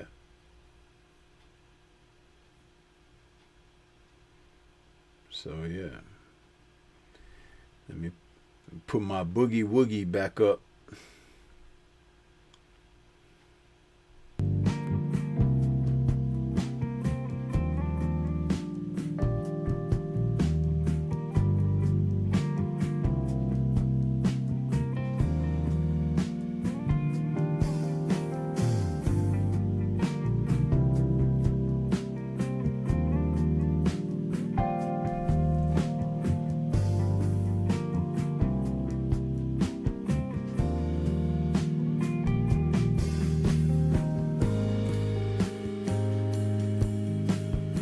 So we have any takers on the call? You know, take advantage, man, while the lines are open so we can further discuss.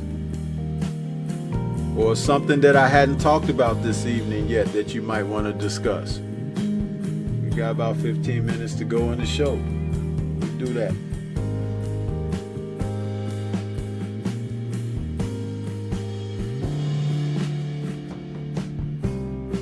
J-Man says, I seen a post earlier today. Somebody said they saw Canelo at the bar as soon as he touched down in Vegas.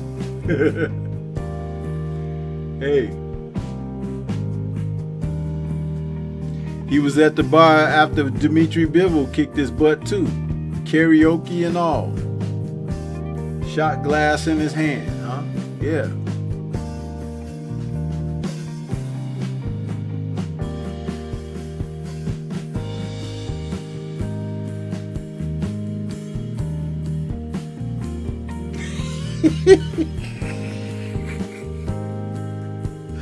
I tell you, man, you can't make this crap up, man. You can't make it up.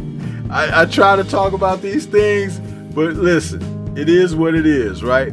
It is what it is, man.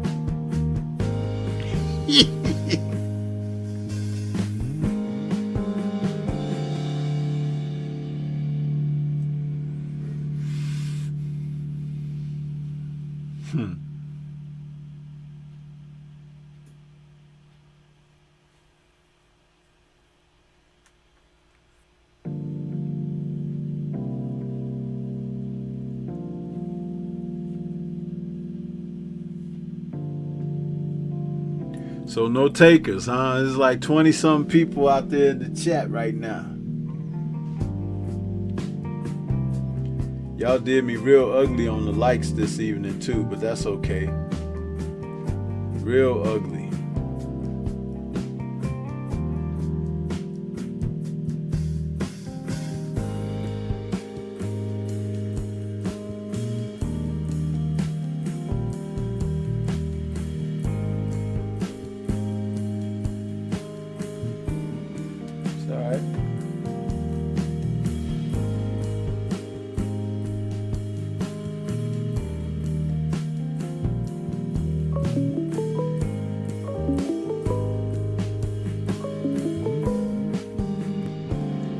Okay, we got 949 in the building. Who's calling? What's on your mind? Welcome to the show.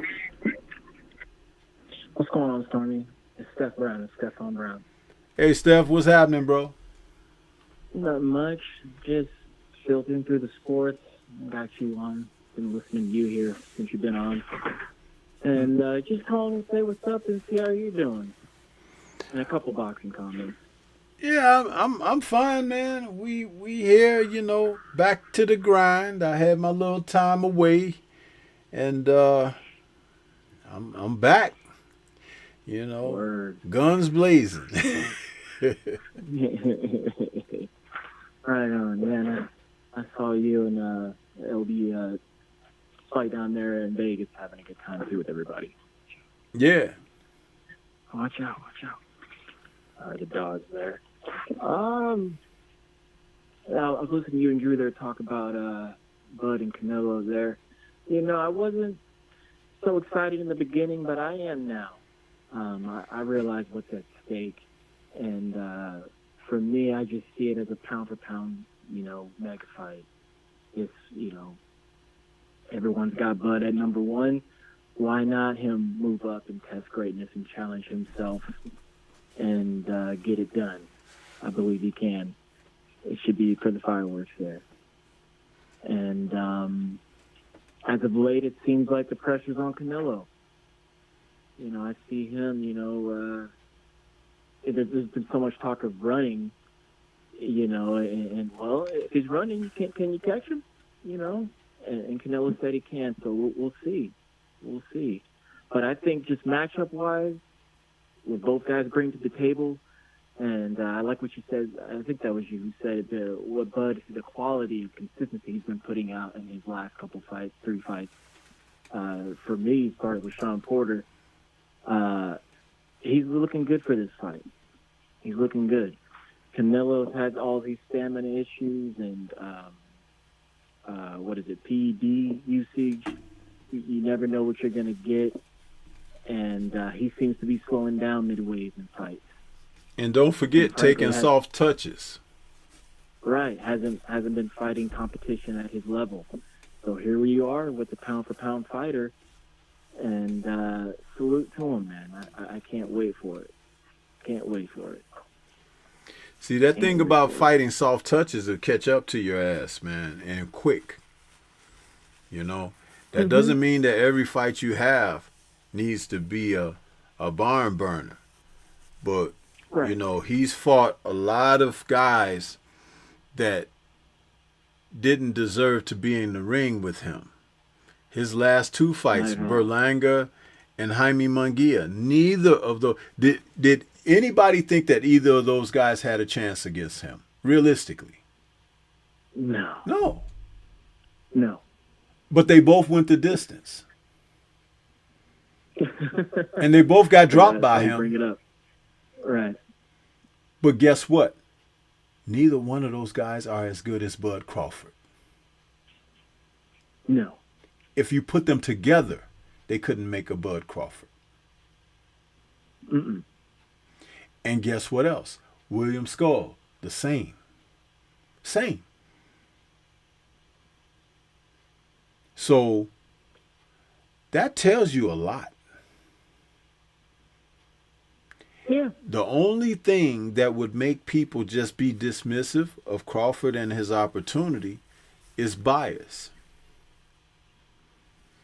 I heard even my favorite fighter, Evander Holyfield, had said something about Canelo is a favor in his eye or whatever.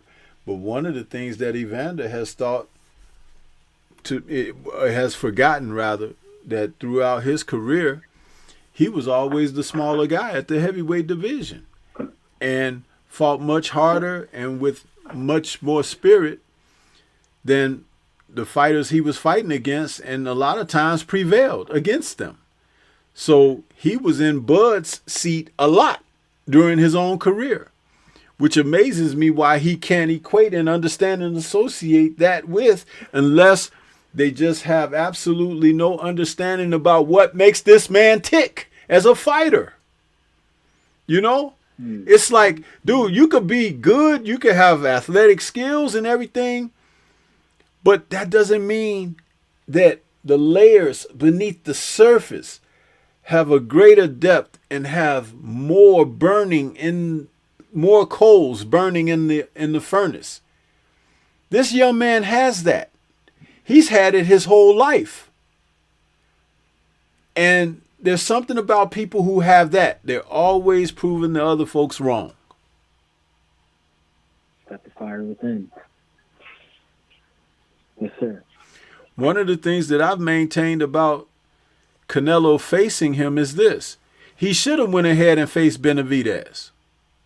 Because win, lose, or draw against Benavidez, that would have upped the ante of his competitive spirits and juices, because in order to not get embarrassed by Benavidez, you got to train hard, get in the best of shape, go in there as sharp as you've been or whatever.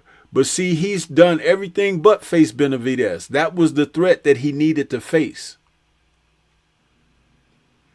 Yeah, Bud has been dealing with the challenges of people saying, you can't do this, you can't do that. Remember, they was like, at 154, he's too small for 154. He went in there and he outboxed Madrimov, who didn't take a risk against him because he got hit with something and didn't want to get stopped. So he fought a certain kind of way against Bud, a way that he never had fought before, and proved to be a little bit gun shy after that because he fought Ortiz that same way afterwards. You see? Now, the other thing is when he went in against Errol, everybody was talking about, oh, he's too little for Errol and everything. And pre-car accident Errol, when they met face to face in that corridor, when Errol had on that red sweatshirt and hoodie and Bud had on a black hoodie, and they were talking jive to each other, he told Errol then, he was like, when I stop you, they gonna say, you was too old and didn't, too much weight and this and that, blah, blah, blah. He said it to his face back then. Mm-hmm. Errol touched him in the stomach like, yeah, what you gonna do? You too little. You too small. You too light in the ass. And he touched Bud near the midsection. And Bud said, yeah, touch it again. He's like, that's in shape. Touch it again. Then he looked at Errol and said, that's fat.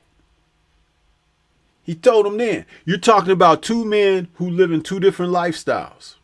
Yes, Errol was still a dynamite welterweight, but he was burning the candles on both ends. This young man has done nothing but fight challenge after challenge after challenge in life. He got shot in the head, for God's sakes.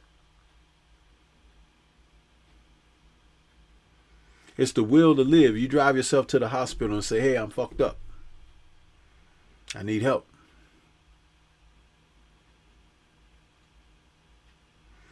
These guys of today, they roll over and show their belly real fast. Been talking about it more and more. You're seeing evidence of it. People are upholding and lifting up and putting them on plateaus. It's like, really? You need to check your sources. They're looking at the wrong thing. Men who have solid character, men who have a depth and a foundation of ethics and strength at their core, who seek out challenges, who look to get the job done even when people say, I don't believe you can do it, and they say, watch me. There's not a lot of that out there, but there's still some out there. There's some in Devin Haney. People don't want to give him that credit for that.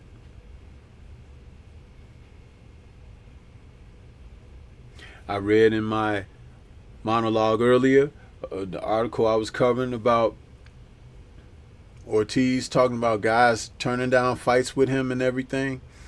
There's a lot of guys who are just, they want to be in the news. They want people to talk their name or whatever, but they don't want to roll their sleeves up and get their hands dirty by doing the work. Bud been fighting since he was a little boy, when his mom was paying people to try to beat him up Can you imagine that? Your mom paying the neighborhood kids and young men or whatever to whoop your behind.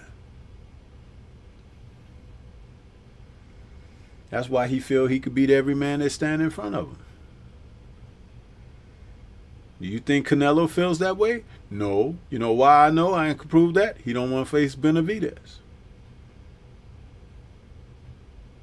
Bingo. He'll be facing a different man, a man with a disposition like he's never faced in the ring in his 60-plus fights when they meet on that night. And he gonna need every ounce of the cheaters that collectively that referee and those 3 officials are to have a chance to win that fight. You heard it from me first. I agree. Yes, sir, I agree.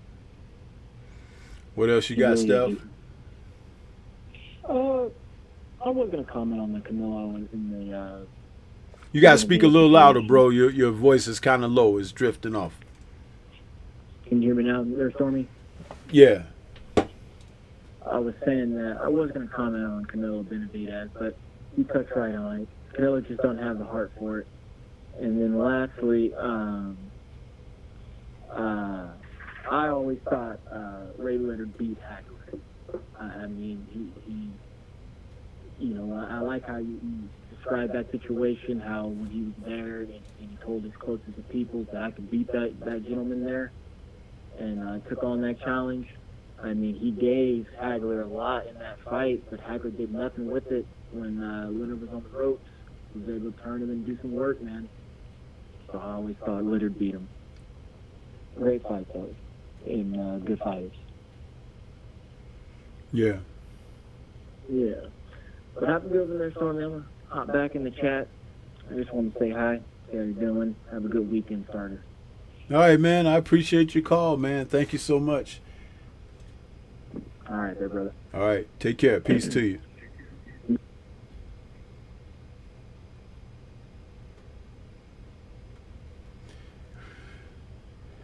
Yeah.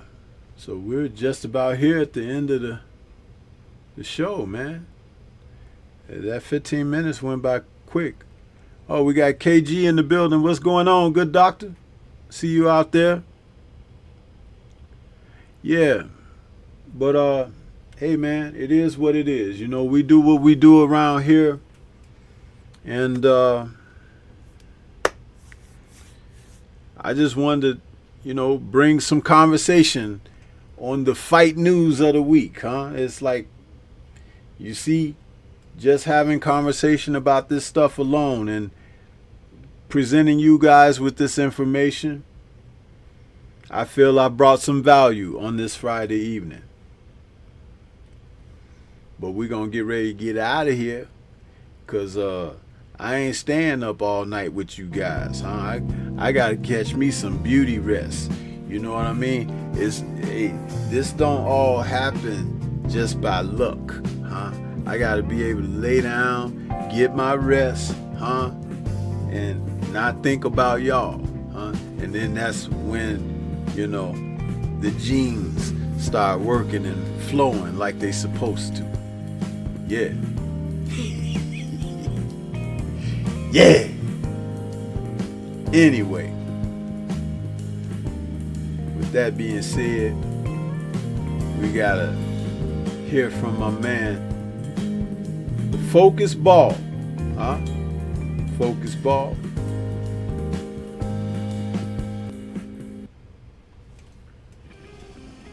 Get ready to take your striking game to the next level with the Focus Ball.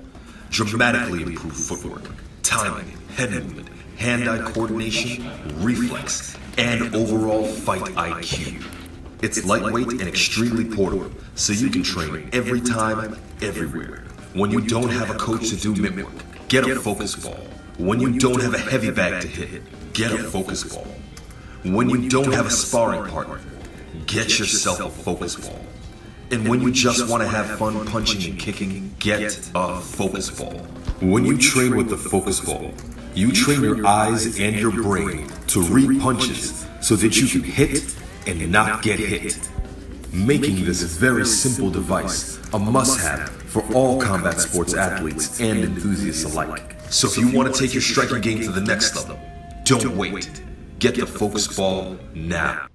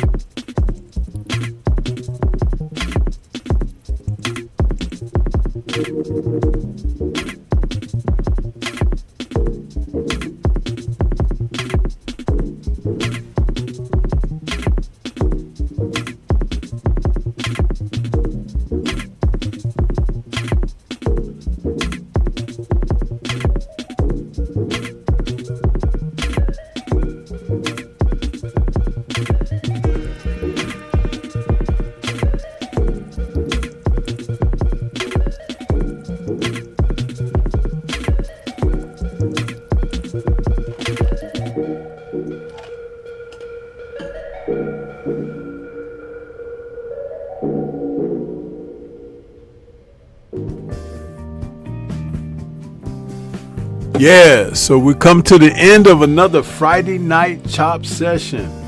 This was episode 193. We're getting closer and closer to that 100 mark, 200 mark.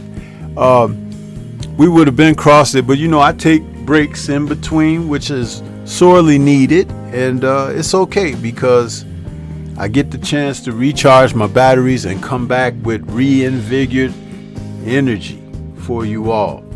I want to say shout out to the mighty LDBC, and you guys enjoy your weekend ahead, and we'll be back next week for another chop session, and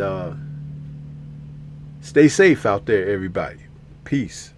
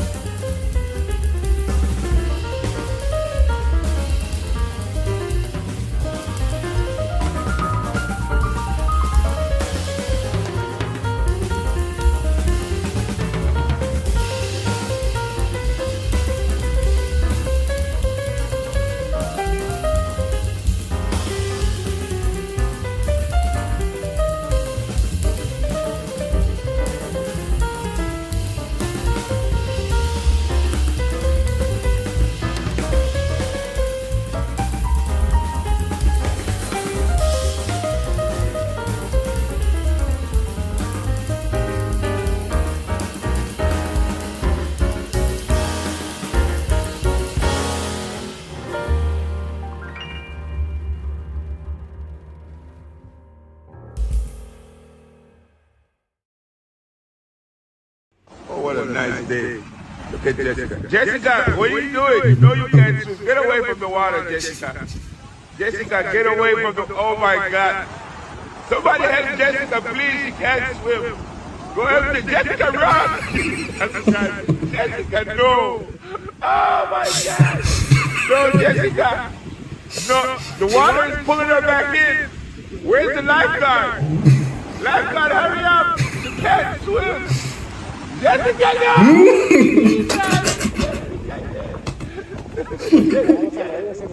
Lifeguard, please save her! Yes, do lifeguard! Save her, no! Please, Jessica! Oh, look, hey! That husband is coming. Oh, you one of them yet.